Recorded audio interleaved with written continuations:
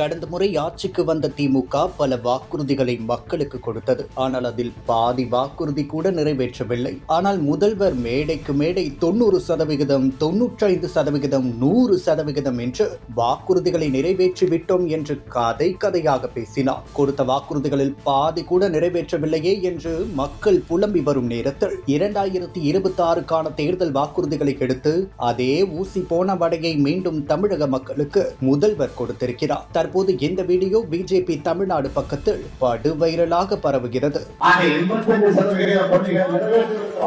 வெற்றி பெற்று ஆட்சிக்கு வந்ததற்கு பிறகு 199% இதுவரையில நாம் நம் தந்த வாக்குறுதியை நிறைவேற்றி இருக்கிறோம். அறிவித்த திட்டங்கள் 190% மேல் நிறைவேற்றி காட்டியிருக்கிறோம். திமுக வழங்கின 505 தேர்தல் வாக்குறுதிகள்ல 364 நிறைவேற்றி செயல்பாட்டில் இருக்கு. 40 அறிவிப்புகள் அரசினுடைய பரிசீலனை இருக்கு. அந்த வகையில் மொத்தம் 404 திட்டங்கள் நிறைவேற்றப்பட்டிருக்கு.